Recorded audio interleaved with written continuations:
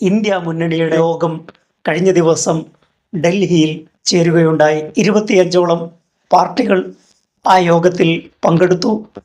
മമതാ ബാനർജിയുടെ സാന്നിധ്യവും DMKയുടെയും സ്റ്റാലിൻ്റെയും അസാന്നിധ്യവും വലിയ ചർച്ചയാവുകയുണ്ടായി. ഇന്ത്യ മുന്നണിയുടെ ഭാവി എന്തായിരിക്കും എന്നതിനെപ്പറ്റി വലിയ ആശങ്ക നിലനിൽക്കുന്നുണ്ട്. തെരഞ്ഞെടുപ്പിന് മാത്രം തട്ടിക്കൂട്ടുന്ന ഒരു സംവിധാനമായി ഇന്ത്യ മുന്നണി മാറുകയാണെങ്കിൽ മോദിക്കും BJPക്കും കാര്യങ്ങൾ എളുപ്പമായിരിക്കും എന്ന കാര്യത്തിൽ തർക്കമില്ല. കോൺഗ്രസിൻ്റെ ചില സമീപനങ്ങളാണ് DMKയെ ചൊടിപ്പിച്ചിരിക്കുന്നത്. ഒരു ചർച്ചയും ചെയ്യാതെ DMKയെ തോൽപ്പിച്ച് അധികാരത്തിലെത്തിയ TVKക്ക് കോൺഗ്രസ് തത്വദീക്ഷയില്ലാത്ത പിന്തുണ നൽകുകയായിരുന്നു. ഇത് DMKയെ ചൊടിപ്പിച്ചിട്ടുണ്ട്. സഖ്യത്തിലെ കക്ഷികളോട് എന്താണ് സമീപനം സ്വീകരിക്കേണ്ടത് എന്ന കാര്യത്തിൽ കോൺഗ്രസിന് ഇപ്പോഴും ധാരണയില്ല എന്നത് വ്യക്തമാണ്. മമതാ ബാനർജി ആ യോഗത്തിൽ പങ്കെടുത്തു. മമതാ ബാനർജിയുടെ സാന്നിധ്യവും വലിയ ചർച്ചയായി. ഇപ്പോൾ മമത വളരെ ദുർബലയാണ്. മമതാ ബാനർജി സോണിയാഗാന്ധിയെ ആശ്ലേഷിച്ചു നിൽക്കുന്ന ചിത്രം പത്രങ്ങളിൽ അച്ചടിച്ചു വന്നു.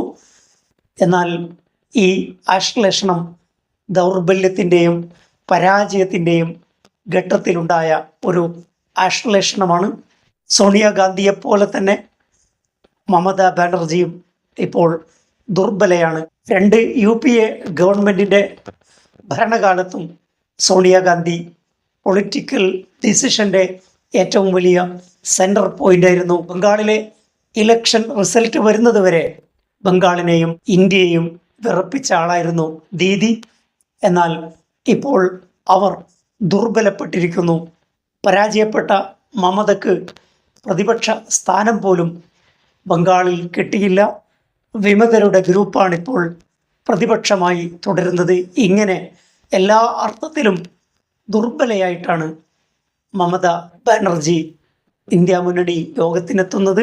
കനത്ത വിജയം ഉണ്ടാക്കുകയും തരംഗം സൃഷ്ടിക്കുകയും ചെയ്ത ഒരു പശ്ചാത്തലത്തിലാണെങ്കിൽ ഒരുപക്ഷെ മമതാ ബാനർജി യോഗത്തിന് പങ്കെടുക്കുമായിരുന്നില്ല.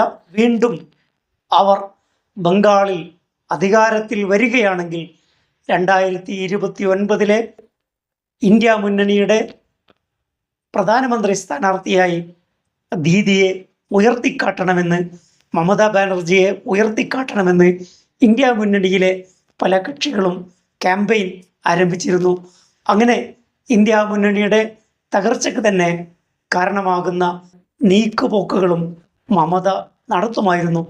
എന്നാൽ അധികാരം നഷ്ടപ്പെട്ട എല്ലാ അർത്ഥത്തിലും ദുർബലയായ മമതയെയാണ് ഇന്നലെ നാം ഇന്ത്യ മുന്നണി യോഗത്തിൽ കണ്ടത്. CPMൻ്റെ പ്രതിനിധിയായി പങ്കെടുത്ത ജോൺ ബ്രിട്ടാസ് രാഹുൽ ഗാന്ധിക്കെതിരെ ശക്തമായ ആരോപണങ്ങൾ ഉന്നയിച്ചു. കോൺഗ്രസിന് വേണ്ടി പ്രചരണത്തിനിറങ്ങിയ ഇന്ത്യ മുന്നണിയുടെ തലവൻ BJPയുമായി CPMന് ഡീലുണ്ട് എന്ന് പറഞ്ഞുകൊണ്ട് നടത്തിയ നുണപ്രചരണത്തെ ബ്രിട്ടാസ് ആ യോഗത്തിൽ അപലപിക്കുകയുണ്ടായി. സഖ്യകക്ഷികളോട് സംസ്ഥാന തലങ്ങളിൽ കോൺഗ്രസ് സ്വീകരിക്കുന്ന സമീപനങ്ങളെക്കുറിച്ചുള്ള ഒരു ചർച്ച അവിടെ നടക്കുകയുണ്ടായി. 2029 നരേന്ദ്രമോദി പുറത്താകും എന്ന ശുഭാപ്തി വിശ്വാസം മാത്രമാണോ ഇന്ത്യ മുന്നണിയെ നയിക്കുന്നത്, കോൺഗ്രസിനെ നയിക്കുന്നത് എന്നത് പ്രസക്തമായ ചോദ്യമാണ്. ഒരു ആക്ഷൻ പ്ലാൻ ഇല്ലാതെ എങ്ങനെ BJPയെ തോൽപ്പിക്കാൻ കഴിയും എന്നതിൻ്റെ ഉത്തരം നൽകേണ്ടത് ഇന്ത്യ മുന്നണിയാണ്. ആ ചോദ്യത്തിനുള്ള ഉത്തരം നൽകാൻ ഇന്ത്യ മുന്നണിക്ക് കരുത്തുണ്ടോ എന്ന കാര്യത്തിൽ സന്ദേഹമുണ്ട്.